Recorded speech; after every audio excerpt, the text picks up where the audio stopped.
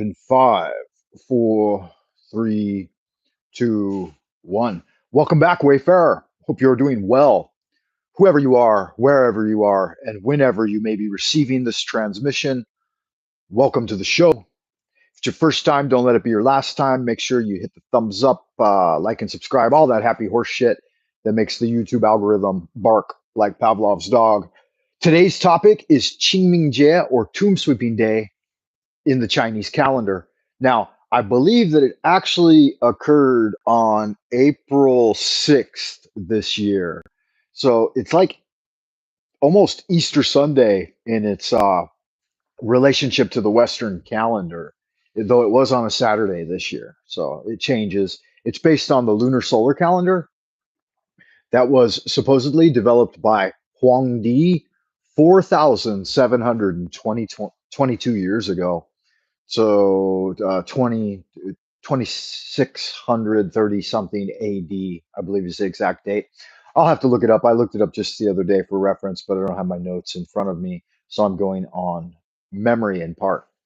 I come to you today to talk about Rudolf Steiner's lecture back in 1910 entitled The Dead Are Among Us.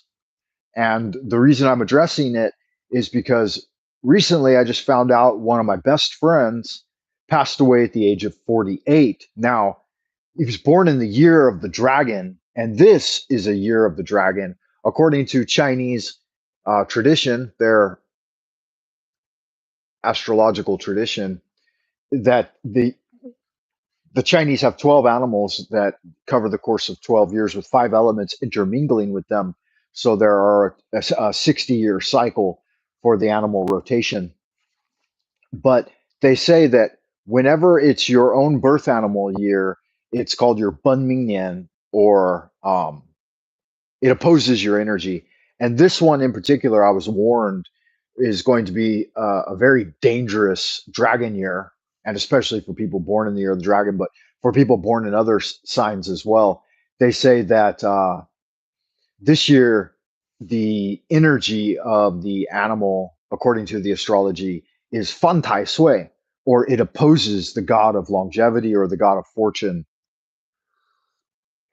the god of heaven, especially specifically one of the gods. But in this instance, it's like the energy is in opposition to prosperity and development. So be especially careful.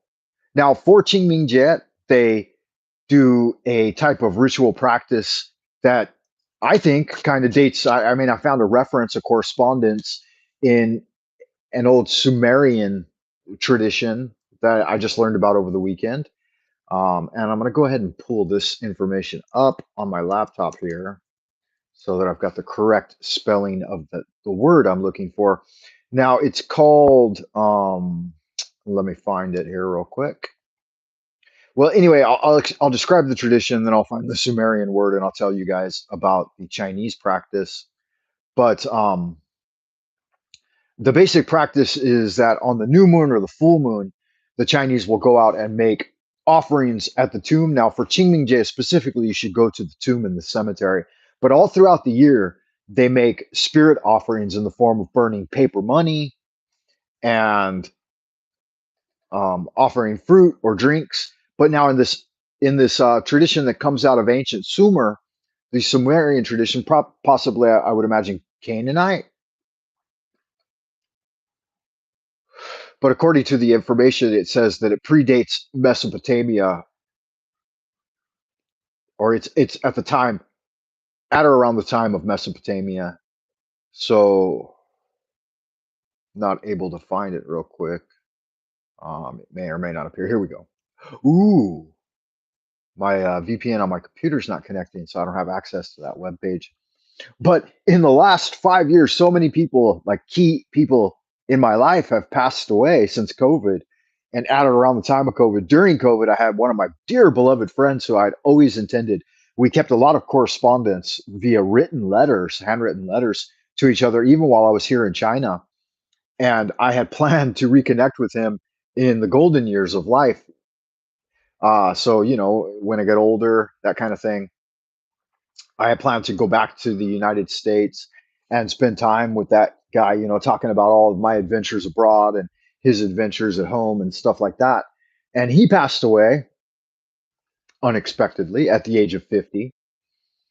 And he might have been in his Bunmingnian as well. He may have been 48. So in cycles of 12, the first cycle would be 12 years old, 24, 36, and 48. So during your fourth cycle, and the word the number in Chinese four actually means death. So it is a homonym. It has the same sound as the word death.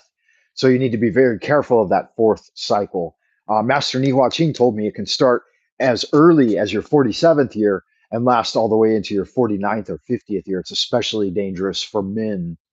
Um, and maybe that has something to do with the midlife crisis as well. But the chi is all coalescing in the brain and you can cause a burnout. So I'm not exactly sure what with that friend. I never ended up getting like a clear cause of death, right? But so 50 started with him. And then my brother, my beloved brother at the age of 46, I think almost 47, maybe even younger, 46, uh, succumbed to the same thing, the same whatever was going on in that year, 2019, 2020. And then in 2020, I had an aneurysm and had to go in for brain surgery. So I almost died too in that same year. All this stuff that's going on. And then my mother, like 4 months ago, just passed away. And so I was dealing with that grief. And not even 4 months ago. Right now we're in the month of February, and she died in January. So 3 months ago, and I hadn't even really come to terms, or December. She died at the end of December. I hadn't even really come to terms, on the 23rd. Um, come to terms with that yet. And then this dear beloved friend, um, I was just talking to him on like the 25th of March, the Ides of March, right? And we lost contact. I talked to him. He said he had a headache and was going to go take a nap. And then it had been almost 12 days, I believe, since I had had contact with him. And I was really concerned. And finally, I received an email from his brother. His brother, I guess, got into his computer and his phone. And he said, "Man, I'm sorry to bring you the sad news, but Tomas he had passed away suddenly." And it was right after we had a conversation on a video chat. So like all of this death and hardship is like just coming to bear on me at the same time. And it's really especially um, poignant that it's right here at the time of the tomb sweeping day. And so I was contemplating life and death, and I thought, okay, so what are it's called the ritual of Mesopotamia is called the Kipsu or Kipsum. It's Kispu. You could probably just do a quick Google search on it. And it says a ceremonial process described in texts written in cuneiform script of ancient Semitic Akkadian language, in the ancient Semitic Akkadian language. So yeah, we are talking about probably, I guess, Canaanites or Akkadians. And the Kipsu ceremony aimed at reviving the memory of dead ancestors through the recitation of their names and the sharing of food and beverages with them. And I'm going to integrate some of this ritual practice into my 100-day challenge of the Scholar Warrior. I think part of the scholarly aspect is a spiritual aspect. Me and Tomas had decided on that. And it seems relevant that doing some sort of ritual for your beloved deceased ancestors. And I mean, I'm getting quite a laundry list of folks that are making the tally now.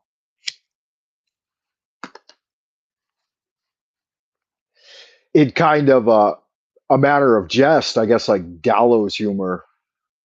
I want to see if this is if the sound quality is okay on this. Hello,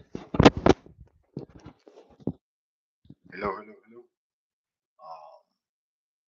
It's not really loading very well here on the laptop, but I want to do kind of a background check. Yeah, so I see there might be someone out there in Happy Land. If there is, Can you give me a sound test? How's the sound coming through? Are we good on audio quality? I'll keep going forward as if we are. Because whether or not this makes it into a video or I even keep this video, I want to get this out. I want to air it out, so to speak, and think about it and talk about it a little bit. Because that's kind of somehow how I work through problems. It kind of, yeah, so it looks like we're good on the transmission. I can hear the volume there on the playback. Rudolf Steiner, in a lecture called The Dead Are Among Us, there was a pamphlet compiled, I believe, after his death posthumously, but it was given at a talk in Munich in, if memory serves correctly, in 1910, but you can look it up. It's called The Dead Are Among Us. And in this, he says that we really need to embrace the idea that our dearly beloved, the deceased, are still with us in our day to day life.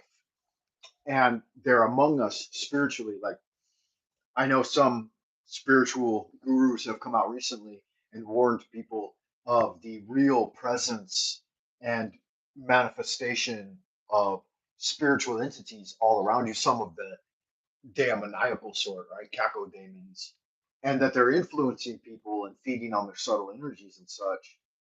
Um, so too much deep sadness. I think that sadness is the proper response to something like finding out that, you know, one of your best friends that you had planned many things with and had a really good relationship with, like a really good adult relationship with for almost, 15, 20 years, suddenly died right after you had a nearly 2 hour long video call with them. I think sadness and shock at that is somehow definitely appropriate.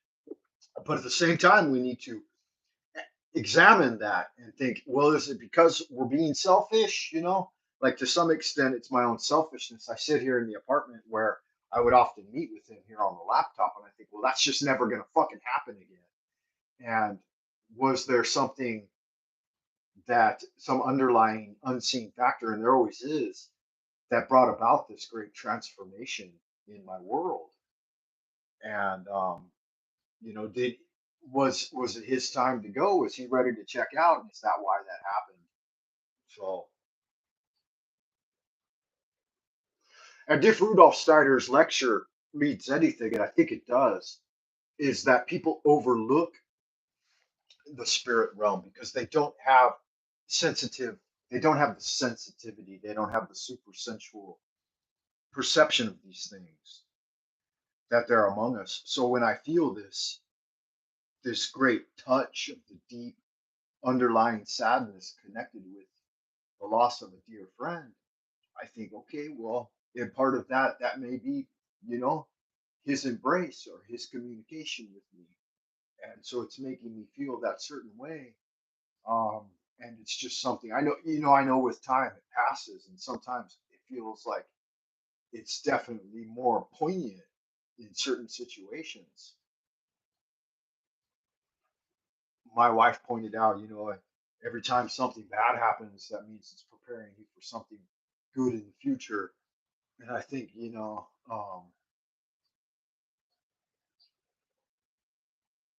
sometimes that's just horseshit.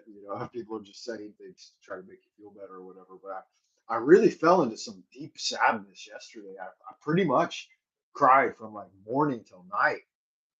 And by the end of it, like, I wasn't feeling like it was selfish on my part. I felt like, good God, like I've never experienced. A lot of people have passed out of my life, and I've never experienced this level of like poignant grief before. Like, and I mean, we were great friends, and we had made a deep spiritual connection, but I felt like maybe something was wrong. Like, I want to know the COD, the cause of death, but maybe something, went wrong. Like, something happened. And I think my mind gravitates towards the worst. Was he somehow poisoned? Was he murdered? What actually went down? Because when you're left with nothing but, died suddenly without any specific details, they're doing an autopsy to figure out why. Then it leaves you wondering with a lot of questions. So if the dead are among us, and I believe they are, like Rudolf Steiner advises, I'm going to get back into that pamphlet. I had made it a goal of mine to bring the language of that pamphlet up to modern times because it's it's dated 1910. It's over 100 years old. I think at the time I was researching it, it was 100 years old. So it might be 1919 or 1920, 2021, but I know that it's right at around the 100-year mark. And I want to bring that lecture of Steiner's into the modern world in a way that it could be serviceable to a new generation. Because I think people are losing touch with those types of spiritual aspects. um, I tell my kids, like, and who am I to tell anything, right? I want direct spiritual evidence, and that's what the Frank Monday channel has kind of morphed into. It's that I want, my researchers, I want folks like you guys out there doing vigilant, and this fucking stand is just not going to work, man. It's going to keep bouncing around and driving me nuts. And I don't know why I put it on this stand. I've got another stand that doesn't bounce around like that. I think I'll shift over to it real quick. Do a real quick channel update while I'm at it. It's the Frank Monday channel. Welcome, Wizard Warrior, Wanderer, Wayfarer, and Wildcat alike, wherever you are, whoever you are, and whenever you may be receiving this transmission. I'm broadcasting to you from the Central Kingdom of the Celestial Dragon, Twilight Zone, Old Peking, as I like to call it. And today we are discussing Qingming Jail, which is Tomb Sweeping Day, and the bereavement and grief of losing loved ones. And I had mentioned already that I had lost so many people recently, like in the last 5 years, that like everything's becoming hollow. Like I look around at all the good work I've done and shit, and I think, what does it even fucking matter? I mean, don't get me wrong, I've got a wife and two children, and so the transmission to the next generation seems to be like I want to think that it's an important and valuable thing. And just right now, I'm kind of having a hard time with it. But like I had just shown these candles that I bought from IKEA. I had recovered these brass candlesticks, four of them, from my father's collection. Like after my dad died, so many things were lost, like so many family members, that weren't even entitled to it, weren't direct descendants or whatever, like robbed so much of the old family estate. Like, and I was just a kid at the time. I was like, 18, that I couldn't really salvage much of anything. And then ultimately, like most recently, when my brother passed away, the rest of my father's inheritance got robbed again by more family members. And I think about, my mother always told me, she said, you can't fucking take any of it with you. So don't worry about holding on too strongly to anything. I thought maybe there's some wisdom in those words, some value. But I do like to think that we should try to preserve things for the next generation and keep them in as good order as we can and repair. But it definitely comes to a point where it's a narrowing down of things that I guess if you didn't, directly achieve them with your own hand or bring them about, and even if you did, that they may or may not stick with you in the material sphere. That's why I don't place great emphasis at ritual work on having all of the ritual implements.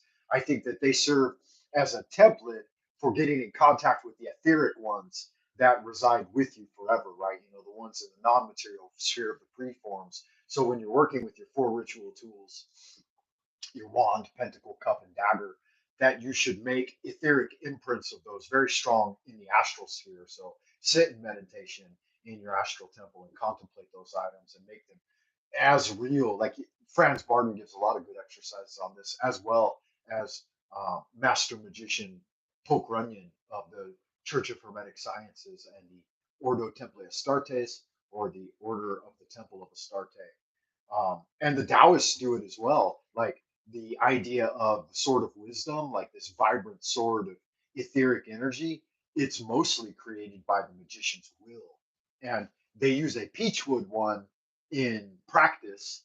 And you can also have, like meteoric metal or Damascus steel or something truly valuable in the material sphere. But they say to always remember that it's the etheric one, the one that permeates the astral, that's able to penetrate into the spirit world, that's of the most value, because that's the one that comes with you through all lifetimes and that you can take into the world beyond.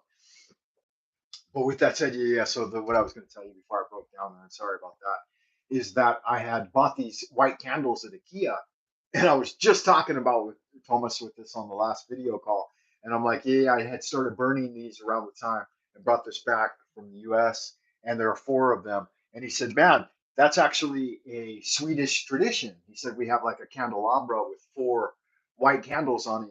There's the I don't remember exactly how he totally described it, but I'm going to get in there and do some research on it. And he taught me a few Swedish words, and I was showing some interest in thinking about picking up some Swedish and learning something about the Swedish traditions and stuff. And then, bam!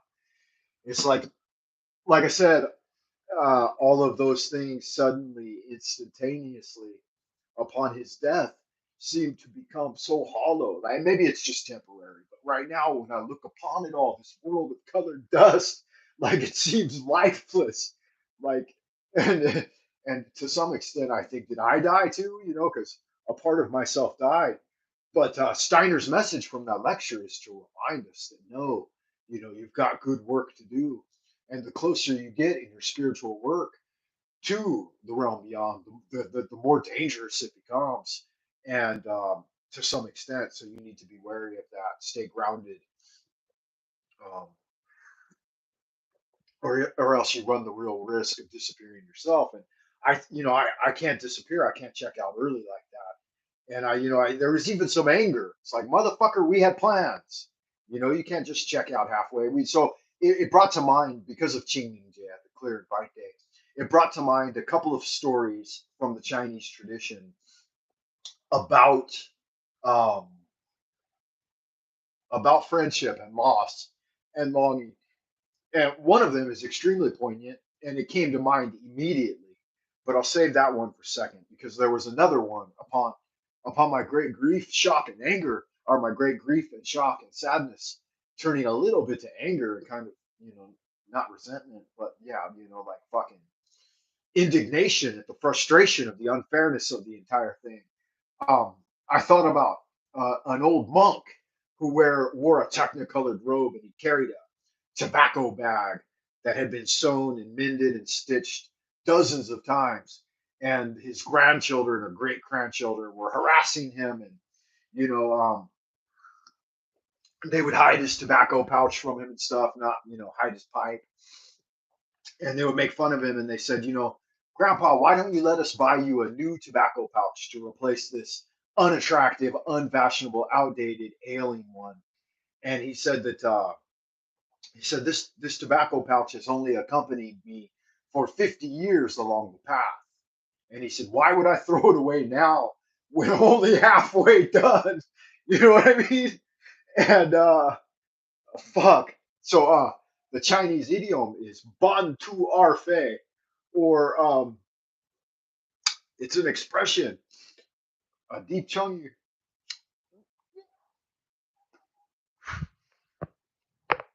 that laments. And so there's some expressions that back it up from the monks and the Taoist the Taoist wanderers.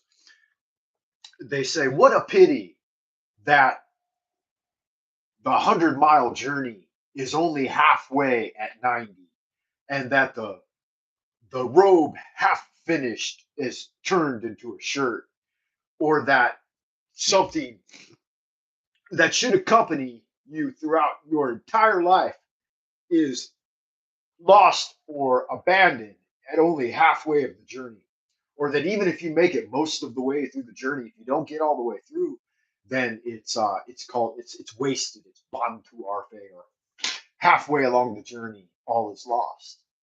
And I think about the old tobacco pouch. I thought about recently I had lost a tooth, and I thought, what a great grievance and what a great affront to my ego to have lost a tooth, or to have a bad tooth or something like that. And that saying came to mind. What a pity that for want of a nail the shoe is lost, for want of a shoe the rider is lost, for want of a horseshoe, for want of a nail the shoe is lost, for want of a shoe the horse is lost, for want of a horse the rider is lost. So this insidious decline of things, has to be staved off in a timely fashion. A stitch in time, says Nine. A stitch in time saves nine, says old poor Richard in his almanac. And button to our fate. Don't throw away the tobacco pouch halfway along the journey. Keep mending it. Keep it up. So, I've got the technicolored robe of the old wandering Taoist sage. I keep mending those things and bringing them back to life, like this ceremony from ancient Sumeria, the Semitic, uh, all the way from ancient Mesopotamia. That you offer up a drink, a salutation at this solemn time to the wayfarers that have gone before us. And fuck, guys, don't die on me. That's not cool, man. I don't appreciate that. I don't like that. So don't do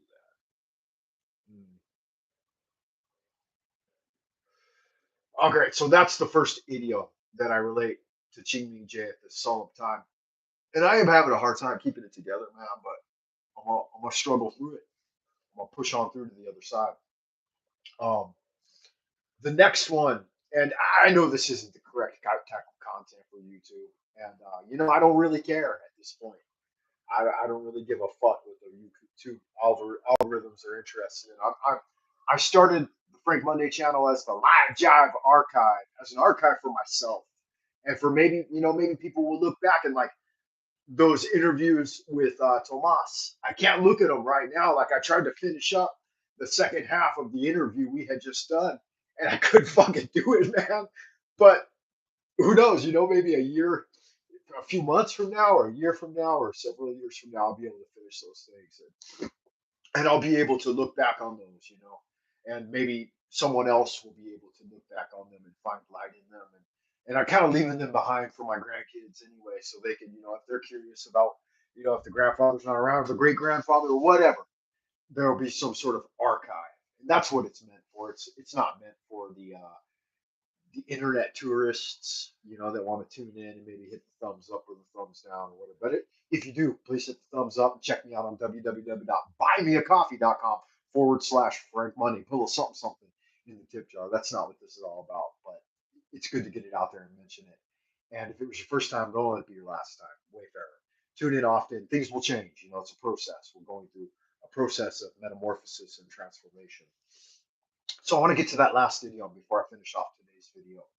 The last idiom here is a story. It's based on a story, and let me find the exact reference so I'm not just going off the sleeve of my arm here.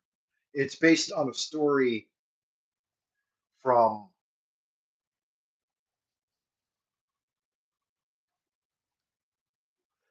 now I shared this on the Discord recently with a beloved wayfarer there who is Frater Francis, the Jersey Devil out in New Jersey.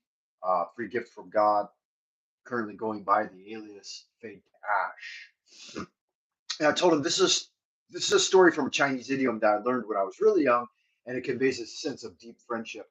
And I used it among a friend that I had a deep friendship with at the time. And I told him, man, this is something to be wary of. We need to cherish our friendship because it's ephemeral, and you never know how long it's going to last. But remember, guys, the timeless homeland is it's timeless. It's immortal. It's eternal. And I have to continuously remind myself of that as well. But I have spiritual stories that reinforce that. During the Warring States period in ancient China, there was a man named Yu Boya, or Boya, Yu Boya, should be his surname, Jade, who played the qin. It's a kind of like Chinese guitar, it lays on the lap, flat. It's a zither, but it's a smaller one. It's not the large Chinese zither. It's very popular among the Taoists of the Tang Dynasty. Um, so he played this instrument, and it's kind of a string instrument in China, and he played it very well. He was a bit of a virtuoso. One day it says he was out playing the guqin, the qin, in a remote forest, and a woodcutter named Zhong Ziqi Boya came by, and he heard Boya using his music to express his thoughts. And he was expressing his thoughts on climbing the mountains of China, climbing the great spiritual mountains. And Ziqi chimed in and suggested, "This music is as lofty as Mount Tai." And Boy, I was like, this motherfucker gets it, you know? Like, so imagine the scenario. Boyas out there playing the guitar or whatever, the zither, and this woodcutter comes along and expresses this upon hearing the music, and he's like, "Yeah, man, you get it."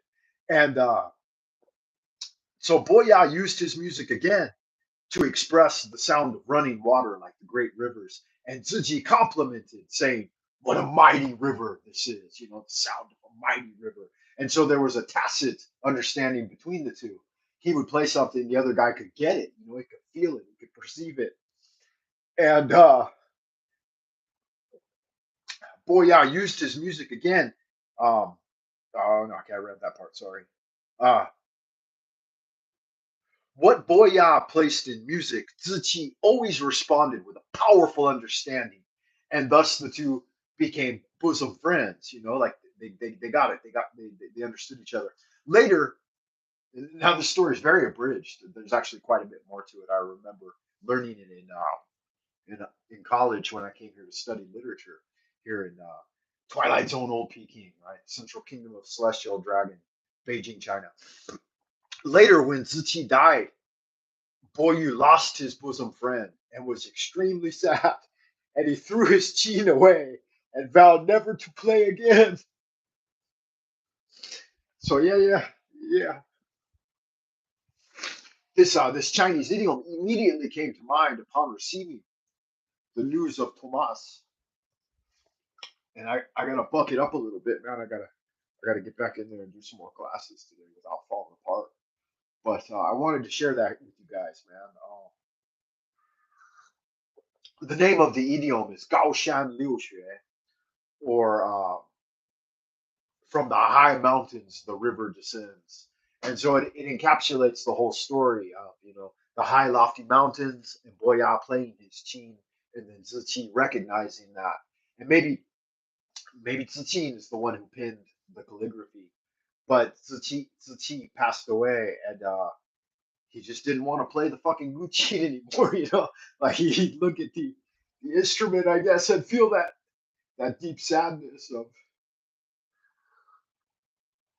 So yeah, I'm feeling that right now. Like I look around at things, and I like you feel the emptiness of it.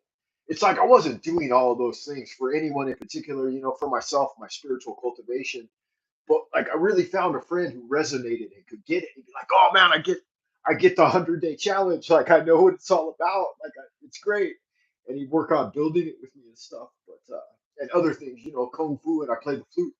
But we didn't appreciate absolutely everything of each other's character, but we did a lot together, and like we had this relationship of Ziqi and Boya.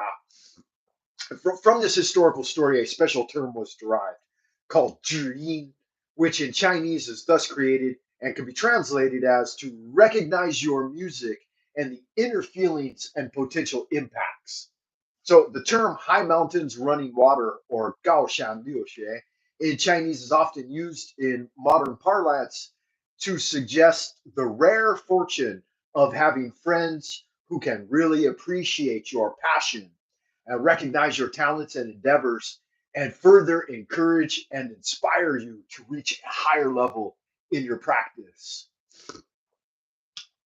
Yeah. So I had expressed this sentiment with a few different people, and some of the younger people in China today, they don't even get it. They're like, "What do you mean by that?" About hearing about the loss of a friend. And so you have to kind of be versed in the poetry of the Tang Dynasty and the idioms of old. So the Tang is said to have been in the year 1200 AD, which is about 800 years ago, close to 1,000 years ago, when this type of language was developed. And it comes directly to us in an unbroken transmission of Taoist sages who got it. They got it. They preserved this wisdom. And it's, again, we can't. I think that according to Master Ni, it can be traced back about 74 generations, this wisdom and ancient knowledge. And so that would take us all the way back. I don't know. I can't do the calculation off the top of my head. I'm not going to fucking overthink it right now. But 74 generations in unbroken transmission, like that could be documented from master to disciple all the way into modern times. So I think it's a valuable tradition, and it's why I practice it. I'm calling this one the 100-day challenge, the way of the Scholar Warrior. I kind of had a mishap in mind, and Qingming Jie is Tomb Sweeping Day. It's the day in Chinese it directly translates to clear and bright because the weather clears up and it's really bright outside and the sun has returned and all things are blossoming again and there's hope. There's renewal after death. But sometimes you wonder, is there really? And there is. Like I said, there's another generation coming up, and it's our responsibility to refine, and preserve these things and pass this wisdom on to the next generation. So I'm a part of that. I like to think that I am, and I like to work hard. I've mastered the Chinese Kung Fu. I'm preparing a video on the first segment of the Xingyi Five Elements, and I'm going to be presenting that to you. It's going to be metal fist and a basic front kick. So we'll go my original intention, everything I had planned with Frater Tomas. I'm going to keep trying to work through. It's not going to be as smooth and forthright as it would have been if I had beloved Chi. Um, but nonetheless, I'm going to soldier on and keep bringing you the goods, yeah. And the reason I reached out today, guys, is because I feel like I do need spiritual support, and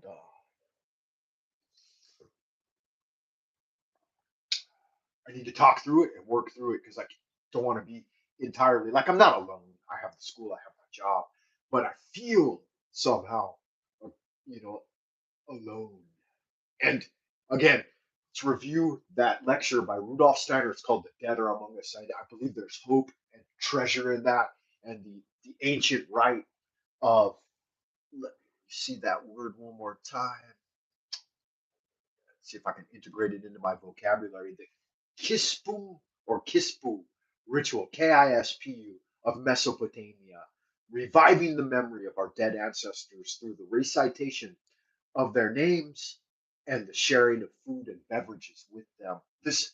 The Chinese have brought that tradition from ancient Mesopotamia in perfectly intact into the modern realm. Every new moon and full moon, the Chinese are anxious to appease the spirits of their ancestors and communicate with them and recite their names and burn spirit money to them and offer them even like tobacco and wine and fruit and different types of things.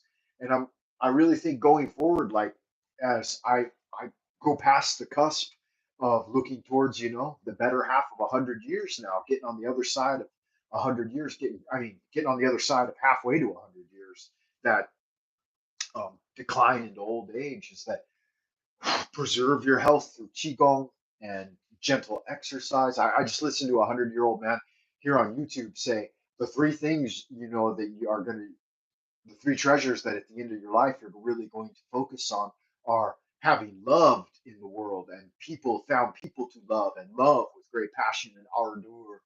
And then the second one is that you have been gentle with your life, having lived gently, gentleness. And then the third one, I forgot what his third one was. Let me see if it'll come to mind really quickly. Preservation, I believe. Letting go of, like, giving away the things, the treasures before you pass from the world, like not holding on to them. I think that's good and that's important. Give them away at key moments when they matter and to people that you love, right? And then living gently and letting go gently. That was his three messages. So I subbed his little channel. He's like a 100-year-old dude named Uncle Jack. Definitely add him. He's a treasure. He's a living treasure, as we call him. And he's not going to be around forever either. So I'm going to sign off for now, guys. I got to run. I got to go to classes. I got a full day of classes today, and I'll try to keep in touch with all of y'all out there in Happy Land more regularly because I'm going to need the support. Please like and subscribe, leave a comment, check me out on the Buy Me a Coffee page. Um, but keep doing good magic, guys. I think I want to finish on the moral of the story is that there always is greater hope and a brighter tomorrow with Qingming Jie, clear and bright day. Solemnity is important in our lives, and we're still focusing on those three treasures: longevity, prosperity, and spiritual fertility, fecundity. and keep on keeping on into the abodes of the future, everyone. Do good magic. Until next time, ad astra per aspera.